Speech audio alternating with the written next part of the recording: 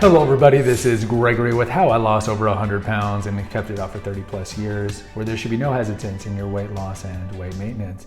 Today we're going to continue reflections of a weight loss warrior and talk about my ability to leave my credit card at home so I wouldn't binge eat. Now, before we begin, if you need help with weight loss, especially from the psychological point of view, because I can relate to what you went through, contact me through the Clarity FM link found here in the episode notes. Also, check out my website, Naturopathic Earth, which has tons of articles and recipes, my podcast, The Awakened Man, my books, and if you appreciate my content right now, just hit the like button, sub button, notification button. And if you really like it, please make a donation via the PayPal link. All right, so during this time in the mid-early knots, this is where I'm going to recommend you watch these in order. I went through a period where I realized, hey, this disordered eating, though I've kept my weight off at this point, it's like 14 to 18 years in this early knots, early to mid knots, I should say. Though I'm keeping my weight off, this disordered eating is eating up my insides. It's not good for me. And the funny thing is, honestly, from probably when I was 15 years old to when I was 42, I never went to a doctor. So I never got my cholesterol checked or my blood pressure checked or anything like that. I was just never sick, so I never went to the doctor. And to be honest, I think I've gone to the doctor twice since I turned 41 just to get my blood levels checked. I just don't go to the doctor, and all my blood levels are fine. But I realize, this disordered eating is not good for me. And I'm doing this calorie in, calorie out, where I'm working out and then eating in the car an inordinate amount of food just to kind of feel better. But then later I feel horrible, and then I'm lying to my wife that I binged eat, and then your stomach hurts, and then your whole life is just this kind of running on the hamster running in the circle. So I realized it's like, okay, look, this is what I'm going to do. I'm going to leave my credit card and debit card at home because I have a debit card. I only have one credit card.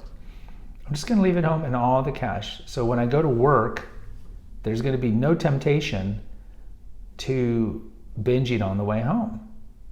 Makes sense. Now there's risk to this, of course. You could have a flat tire. You could all these things. And I told my wife about it. I'm leaving my stuff here, and she was fine with it. And I knew I could always call her worst case scenario.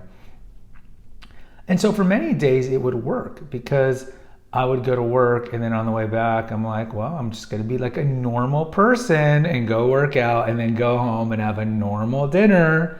And it worked. But let me tell you, there were some days where, I'm not proud of this at all, but I worked at an office where I would go through the drawers of my colleagues to rummage for quarters and coins, or even if there's a dollar bill, so I could stop at Taco Bell and get 99-cent bean burritos, because back then they were 99 cents. And now for some reason, even though the cheesy bean and rice burritos have more ingredients, somehow they're still 99 cents, but the bean burritos, which have less ingredients, are $1.69 or wherever, depending on where you're at.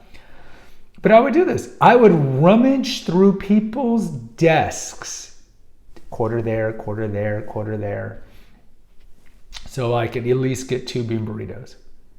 And I remember at the time, I'm like, God, this is pretty pathetic. It's like the crack addict who is going through the couch covers and looking for cash, or accosts a stranger on the street because they gotta have it. That's what it reminded me of. I was like, how pathetic is this?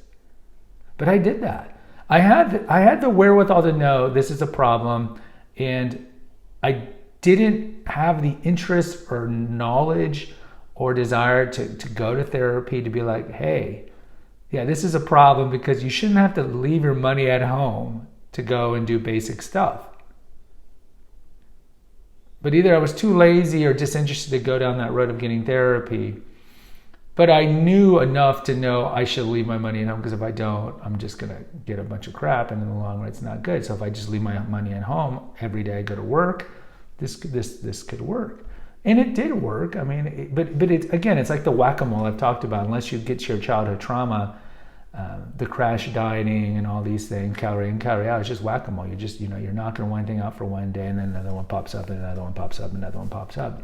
So these were like stopgap solutions for long-term problems. And I wasn't fixing anything long-term. What I was doing was short-term solutions. But I think ultimately I was like, hey, as long as I'm not gaining weight, I guess it works.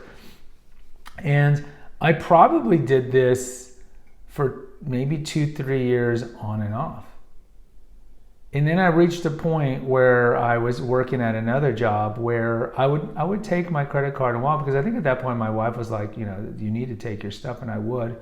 And in most days, I would not. So it was kind of like I would not binge eat. So it was kind of like a phase that I went through, and then eventually I got phased out of it where, I didn't have to not have my money around. And certainly, for the last 10 years, I definitely go everywhere with my money, because I'm not tempted to do those things.